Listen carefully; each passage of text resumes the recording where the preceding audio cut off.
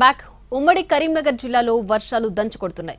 గత 24 గంటల్లో ఎడతెరిపి లేకుండా కురుస్తున్న వర్షంతో జిల్లా తడిసి ముద్దైంది. ఈ తెల్లవారుజాము నుంచి జగిత్యాల పట్టణంలో మోస్తరు వర్షం కురుస్తోంది. జిల్లాలోని అన్ని మండలాల్లోనూ విస్తారంగా వానలు పడుతున్నాయి. వర్షాల నేపథ్యంలో స్కూళ్లకు సెలవు ప్రకటించారు జిల్లా కలెక్టర్. మరోవైపు వర్షాల కారణంగా చెరువులు జలకళ సంతరించుకున్నాయి. అనేక చెరువులు మత్తడి దూకుతున్నాయి. బాగులు వంకలు పొంగి పొర్లుతున్నాయి. 2 రోజుల పాటు భారీ వర్షాలు కొనసాగే అవకాశం ఉందని ప్రజలు అప్రమత్తంగా ఉండాలని అధికారులు సూచించారు.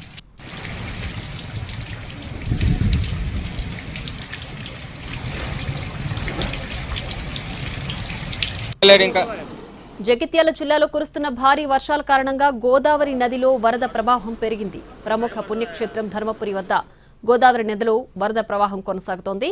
గత 2 రోజులుగా కురుస్తున్న భారీ వర్షాలతో ఎగువ ప్రాంతాల నుంచి వరద నీరు చేరుతోంది.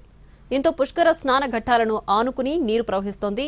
వరద ఉధృతి నేపథ్యంలో నదీ పరివాహక లోతట్టు ప్రాంతాల ప్రజలు అప్రమత్తంగా ఉండాలని అధికారులు సూచించారు. ప్రవాహం ఉన్న సమయంలో నది వద్దకు వెళ్లొద్దని హెచ్చరికలు జారీ చేశారు.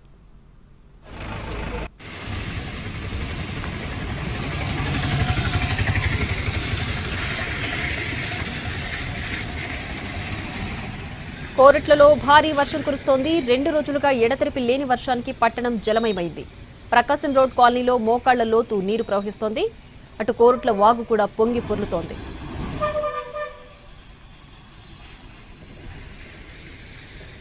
ఉమ్మడి కరీంనగర్ జిల్లాలో వర్షాలపై మరింత సమాచారాన్ని మా ప్రతినిధి భాస్కర్ అందిస్తారు.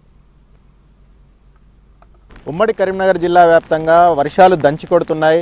నిన్న ఉదయం నుంచి చూసినట్టయితే నిన్న ఉదయం నుంచి మొదలైన ఒక మోస్తరు నుంచి భారీ వర్షాలు జిల్లాలో అన్ని చోట్ల కూడా ఒక మంచి చెప్పుకోదగ్గ వర్షపాతాన్ని అయితే నమోదు చేసిన సిచ్యువేషన్ కనిపిస్తూ ఉంది. అంటే జగిత్యాల పెద్దపల్లి జిల్లాలో భారీ వర్షాలు అయితే నమోదయ్యాయి.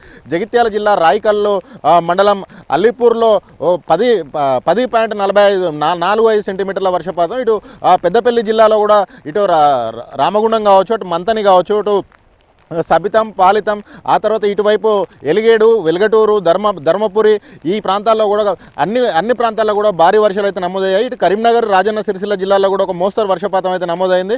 జిల్లా వ్యాప్తంగా ఈ గత 24 గంటల నుంచి కురుస్తున్న వర్షంతో తడిసి ముద్దైందని చెప్పవచ్చు. అటు అన్నదాతలు హర్షం వ్యక్తం చేస్తూ ఉన్నారు.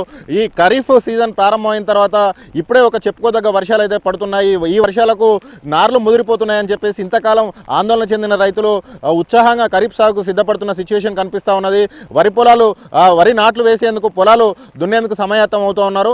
మరోవైపు ఈ భారీ వర్షాల వల్ల పలు చోట్ల రాకపోకలకైతే అంతరాయం ఏర్పడింది. ఆ రాకపోకలకు అంతరాయం ఏర్పడి లోలేవులు కాజువేలు కావచ్చు, వాగులు వంకలు ఉన్న చోట అన్ని పొంగి పొరలడంతో రాకపోకలకు ఇబ్బంది అయింది. అటు ధర్మపురి వద్ద కావచ్చు, ఇటు ఆక్సాయిపేట వద్ద కావచ్చు, జగిత్యాల పట్టణం కావచ్చు, ఈ పూర్తిగా తడిసి ముద్దయి అక్కడంతా వాగులు వంకలు డ్రైనేజీలన్నీ పొంగి పొరలిన సిచ్యువేషన్ కనిపిస్తూ ఉన్నది. ఈ వర్షం దాటికి కోల్బెల్ట్ ఏరియాలో రామగుండం కోల్బెల్ట్ ఏరియాలో ఓపెన్ కాస్టుల్లో బొగ్గు ఉత్పత్తి పూర్తిగా నిలిచిపోయింది.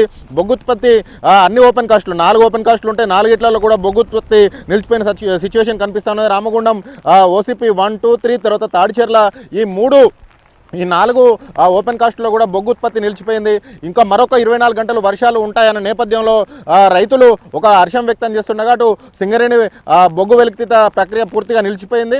మరోవైపు జలాశయాలకు కూడా నీరు వచ్చి చేరుతూ ఉన్నది. మధ్యమానేరుకు 12,000 క్యూసెక్కులు. అంటే ఇక్కడ ఎల్లంపల్లి నుంచి వరద రావడంతో ఎల్లంపల్లి జలాశయానికి పెద్ద ఎత్తున నిన్న వరద వచ్చింది. ఇప్పుడు కూడా అర్ధరాత్రి కొంచెం తగ్గినప్పటికీ ఇప్పుడు క్రమంగా పెరుగుతూ ఉన్నది. మళ్ళీ పెరిగి 50,000 క్యూసెక్లకు ఇన్ఫ్లో పెరిగింది. అక్కడి నుంచి 10,000 క్యూసెక్లకు పైగా నీటిని మధ్యమానేరుకి ఎత్తిపోస్తూ ఉన్నారు. అటు నందిమేడారం కావచ్చు, గాయత్రి పంప్ హౌస్ కావచ్చు, ఈ 2 పంప్ హౌజ్లను ద్వారా మధ్యమానేరుకు నీటిని అయితే ఎత్తిపోస్తూ ఉన్నారు.